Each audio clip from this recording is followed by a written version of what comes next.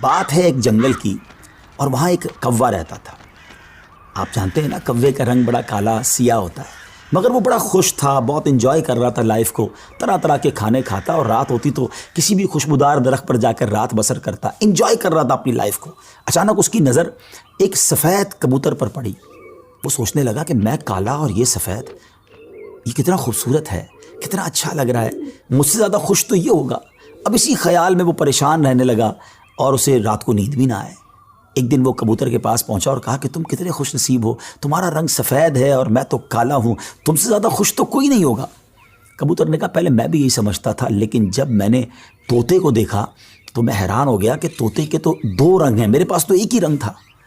تو طوطا زیادہ خوش نصیب ہے، وہ زیادہ خوش ہے، وہ زیادہ لائف کو انجوائے کر رہا ہے۔ اب کوا کبوتر کو چھوڑ کر طوطے کے پاس پہنچ گیا۔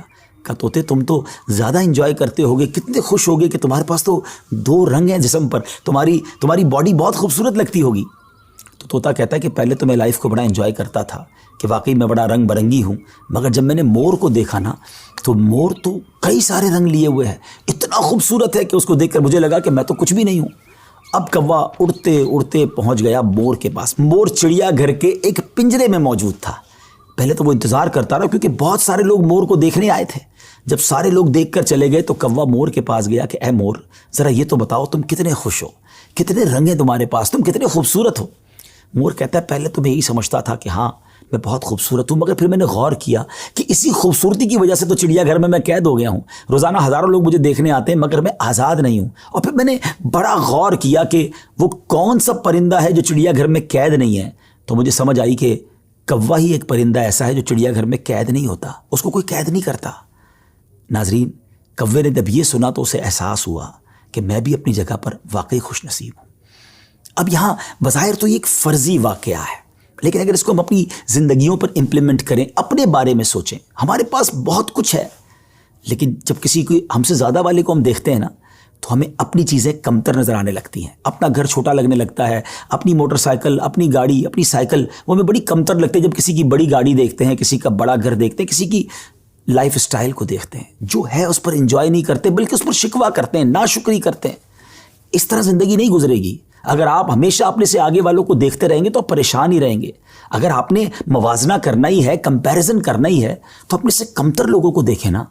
کئی لوگ بڑی مشکل زندگی گزار رہے ہیں، اللہ نے مجھے اور آپ کو بہت خوشحال رکھا ہے، جی ہاں اب بھی ہم لاکھوں کروڑوں سے اچھے ہیں، لیکن مسئلہ یہ کہ ہمیں تو آگے والوں کو دیکھ کر ڈیمورلائز ہونا ہوتا ہے۔ شکر ادا کیجئے، اور سبحان اللہ، میرے رب کا تو وعدہ بھی ہے نا قرآن میں، لَإِن شَكَرْتُمْ لَأَزِيدَنَّكُمْ، تم میرا شکر ادا کرو میں تمہیں اور دوں گا۔ تو جب آپ اللہ کا شکر ادا کر رہے ہوتے ہیں نا کہ یا اللہ تو نے مجھے کروڑوں سے اچھا بنایا، تو وہ اور عطا فرماتا ہے، آپ اور آگے بڑھتے ہیں۔ تو بہرحال یہ چھوٹی سی حکایت ہے، اللہ کرے اس سے سبق لیں، ناشکری چھوڑ دیں اور شکر ادا کرنے والے بن جائیں۔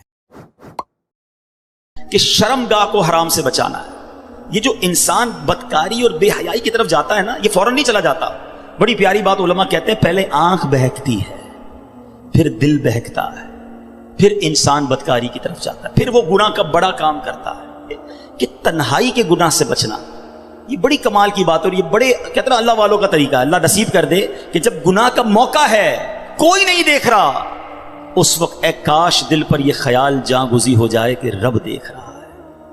ایک بار حضرت ابراہیم بن ادم رحمۃ اللہ تعالی کی بارگاہ میں ایک شخص آیا، آ کر کہتا ہے حضور میں گناہ سے نہیں بچ پاتا۔ پلیز ذرا غور سے سنیے گا، بہت خوبصورت کیور اور پریکاشن ہے گناہوں سے بچنے کے حوالے سے اس واقعے میں۔ کہتا ہے حضور میں بچنا چاہتا ہوں، گناہ ہو ہی جاتا ہے۔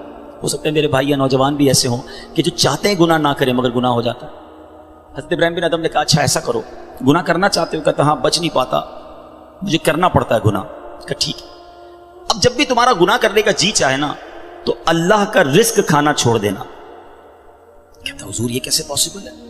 دنیا میں جو کچھ ہے وہ اللہ نے عطا کیا، اس کے بغیر تو جی نہیں سکوں گا۔ کہا اچھا، اب گناہ کرنے کا جی چاہے تو ٹھیک ہے گناہ کر لینا، مگر ایسی جگہ جا کے کرنا جہاں اللہ نہ دیکھ رہا ہو۔ تو کہتا حضور east west north south every where جدھر بھی جاؤں گا اللہ تو دیکھ رہا ہے نا، وہ اللہ کی کائنات ہے۔ اچھا ایسا کرو، گناہ کرنا ہے نا کرو، مگر اللہ کی زمین سے، اللہ کی کائنات سے نکل کر کر لو۔ میں اس کی ملک اور اس کی ملکیت والی جگہ سے بھی باہر نہیں جا سکتا۔ اچھا گناہ کرنے کا جی چاہے ٹھیک ہے، کرنا چاہے تو کر لینا، مگر جب ملک الموت تمہاری روح قبض کرنے آئے نا تو ان کو منع کر دینا کہ نہیں میری روح قبض نہ کرے, میں نے ابھی توبہ کرنی ہے. تو کہا حضرت nobody have power to deny. کون ہے جو ملک الموت کو منع کر سکے گا کہ میری روح قبض نہ کرو؟ جو وقت ہے وہ تو آ کر رہے گا. فرمایا اچھا پھر ایسا کرو, گناہ جتنے کرنے کر لو, مگر قیامت کے دن جب فرشتے تمہیں جہنم کی طرف لے جانے لگے نا تو ان کو منع کر دینا کہ نہیں میں نہیں جاتا. کہا حضرت یہ کس کے پاس پاور ہے؟ وہ تو گھسیٹتے ہوئے جہنم میں لے جائیں گے, وہاں تو جو حکم ہو گیا اس پر عمل ہوگا. اب حضرت ابراہیم بن ادم نے پہلے کہتے ہیں نا مقدمہ, ایک آپ کہتے ہیں نا پہلے جزیات جمع کیے, باقاعدہ اس کا مائنڈ سیٹ بنایا, اب اسے خوبصورت سمری بیان کی. فرماتے بیٹا ایک بات سنو, تم اللہ کا رزق کھانا چھوڑ نہیں سکتے, اللہ کے ملک سے باہر جا نہیں سکتے, مرنے سے پہلے ملک الموت آئے تو ان کو منع نہیں کر سکتے, جہنم کے فرشتے تمہیں عذاب کے لیے لے جائیں تو ان کو بھی روک نہیں سکتے. جب یہ سارے کام نہیں کر سکتے تو پھر ایک کام کر لو, گناہ کرنا ہی چھوڑ دو. پھر وہ بندہ زارو کتار رونے لگا اور کہتا ہے حضرت میں وعدہ کرتا ہوں آج کے بعد گناہ نہیں کروں گا. اے میرے بھائیوں, میرے نوجوانوں, میں بہت اچھی طرح جانتا ہوں, میں آپ کی لائف گزار چکا ہوں, میں بھی اسٹوڈنٹ رہا ہوں. یہ لائف بڑی ڈیفیکلٹ ہے, شیطان اس میں بڑا حملہ کرتا ہے, نفس بڑا حملہ کرتا ہے, گناہوں کی طرف بہت کھینچتا ہے.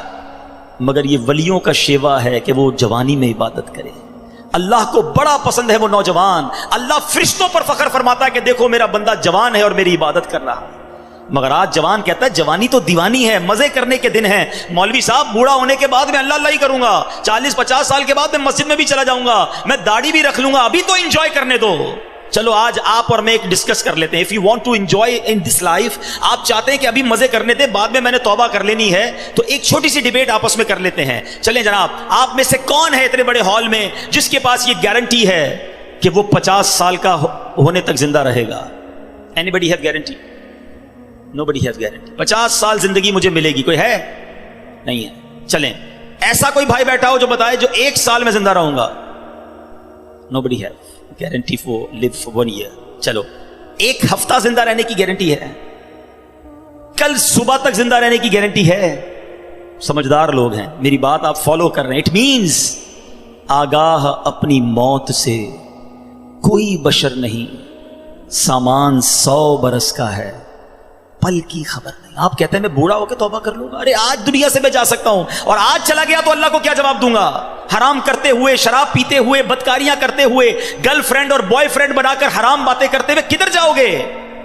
قبر میں کیا جواب دو گے؟ دیکھیں یہ دنیا تھوڑی ہے, میں نے آپ کو جنت کا ریوارڈ بتایا ہے, وہاں نہ ختم ہونے والی نعمتیں ہیں. دنیا کی ایکسپائری ڈیٹ ہے, we have to go from this world. ہم سب نے دنیا سے جانا ہے, مگر جنت میں جو چلا گیا اسے موت نہیں آنی ہے. ہم فیہا خالدون, قرآن کا وعدہ ہے کہ ہمیشہ ہمیشہ جنت میں رہیں گے. تو کیوں نہ میں اس ریوارڈ کی تیاری کروں؟ یہاں نفس کہے گا تھوڑی دوستی کر لے, نفس کہے گا تھوڑی بری چیزیں دیکھ لے, انٹرنیٹ پر نئی فلم آئی ہے, فلاں جگہ کانسرٹ ہو رہا ہے, ارے سارے دوست نشہ کر رہے ہیں, تو بھی تھوڑے سے سپ لگا لے. آج اپنے آپ کو روکنا ہے, مجھے دنیا کی گندی شراب نہیں پینی, مجھے جنت کی پاکیزہ شراب پینی ہے.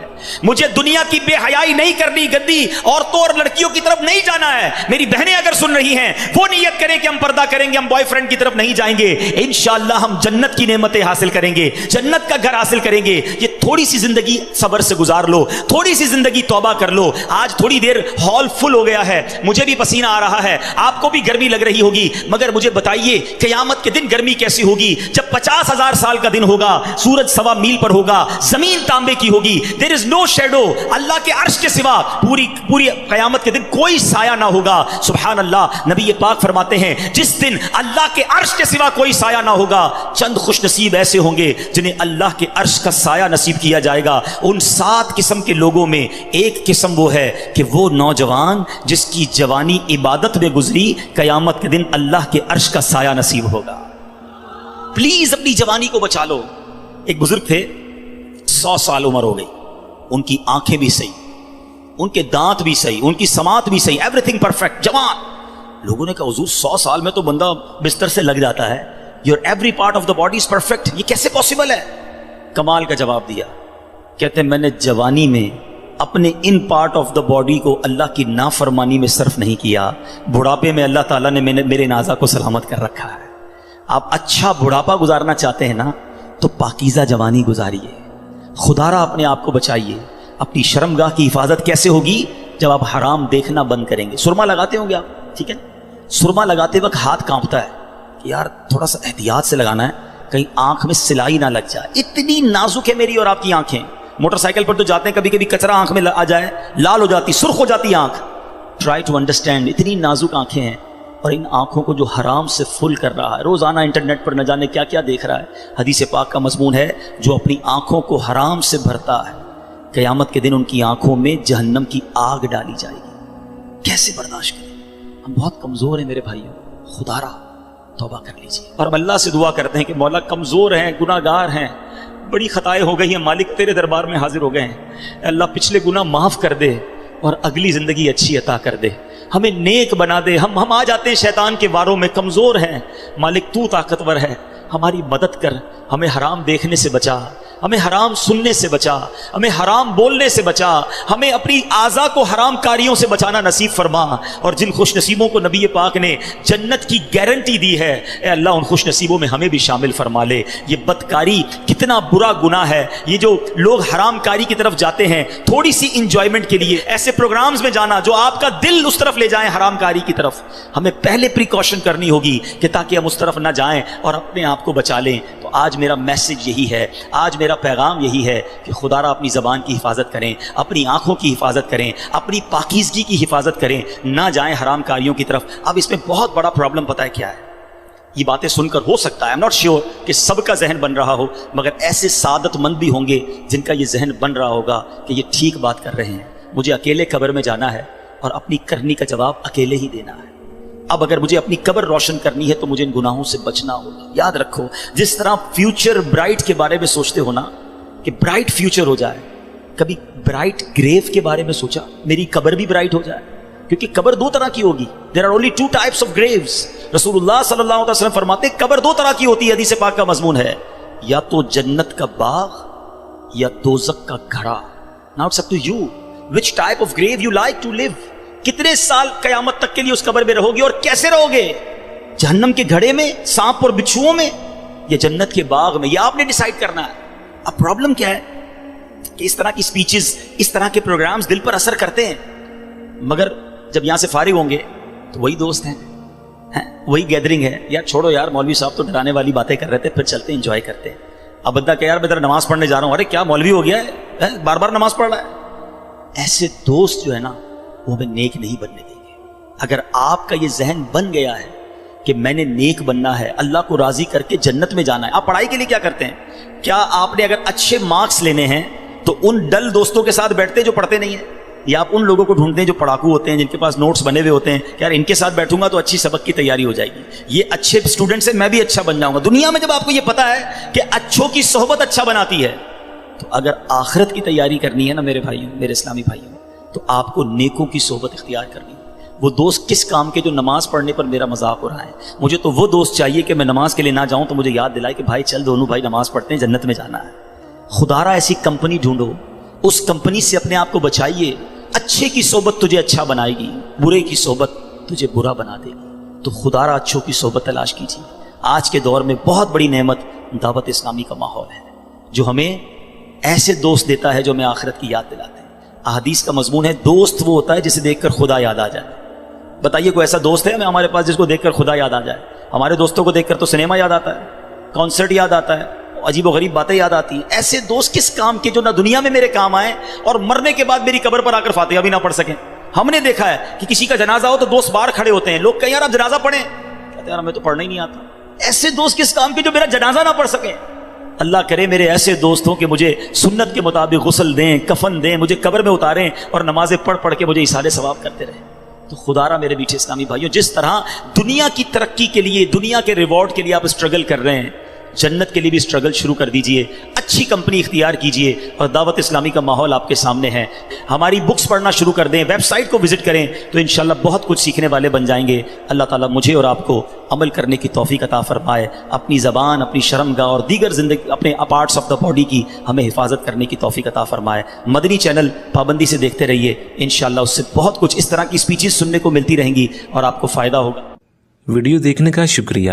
اگر آپ چینل پر نئے ہیں تو سبسکرائب کر لیں اور ساتھ ہی ساتھ بیل آئیکن پر بھی کلک کر دیں تاکہ یوٹیوب ہماری ہر ویڈیو کا نوٹیفیکیشن سب سے پہلے آپ کو بھیج دے. جزاک اللہ.